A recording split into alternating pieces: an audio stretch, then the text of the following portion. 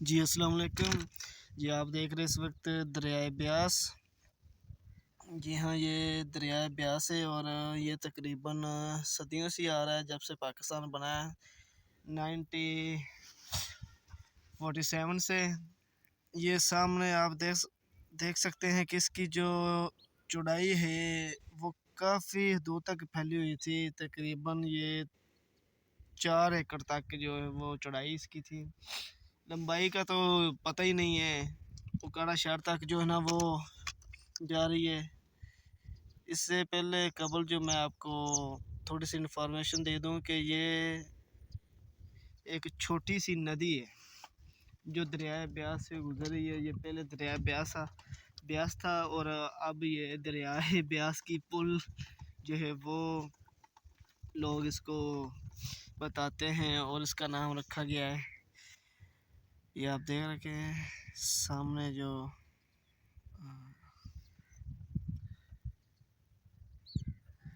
اس کا تقریباً 97% جو حصہ ہے وہ خشک ہی رہتا ہے۔ ادھر تھوڑا سا پانی کھڑا ہے، وہ دیکھے آگے خشک ہے۔ اسی طرح یہ پنجابی جو کہتے ہیں گڑمیاں، جتنے تھوڑی نیوی ہے پانی روک جاتا ہے، تو جتنے تھوڑی اچھی آ جاتی پانی کو نہیں ہوتا۔ دیکھ رہے جی تسی ساتھ ہی ساتھ یہ فصلیں۔ اور آج کے ولاگ میں صرف آپ کو دریائے بیاس ہی دکھائیں گے۔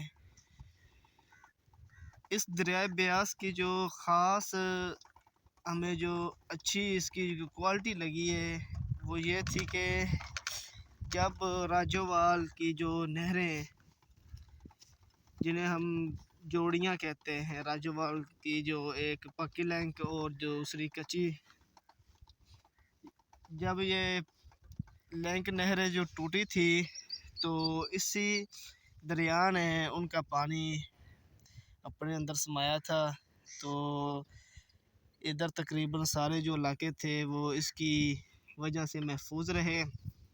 نقصان بھی ہوا تھا کافی زیادہ، لیکن جو 95% جو اس نے اپنے اندر وہ پانی جو ہے نا وہ سما لیا تھا۔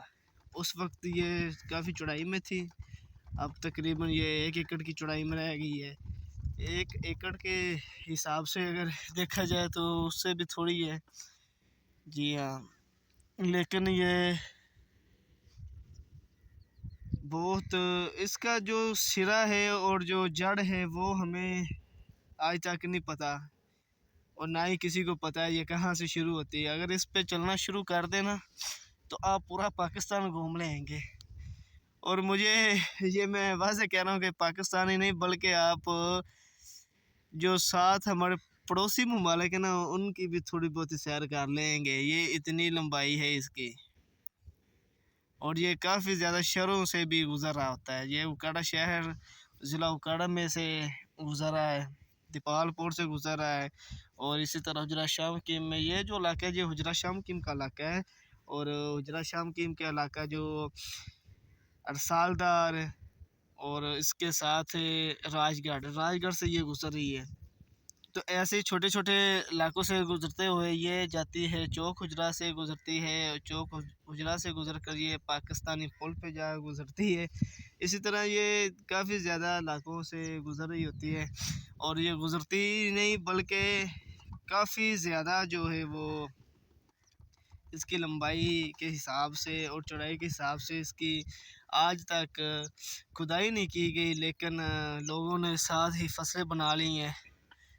اور آپ دیکھ سکتے ہیں کہ یہ سامنے جو زمین پڑی ہے وہ بھی اسی کے ہاتھے کی ہے، اور ساتھ پڑی بھی بنجری ہوئی ہے۔ یہ تو اس میں مچھلی وغیرہ بھی آ جاتی ہے جب پانی گرمیوں میں آتا ہے اس میں، اور مچھلی کے ساتھ ساتھ اور بھی کافی چیزیں۔ اس کا جو پانی ہے نا وہ فصلوں کے لیے زیادہ مفید تو نہیں ہوتا، لیکن یہاں لوگ لگا ہی لیتے ہیں، تو چڑھ کر دکھاتے ہیں یہ جو لوگ ہیں وہ فصلوں پر پانی جو اس کا لگاتے ہیں، اس کا پانی جو فصلوں کو لگاتے ہیں وہ کس طرح سے یہاں سے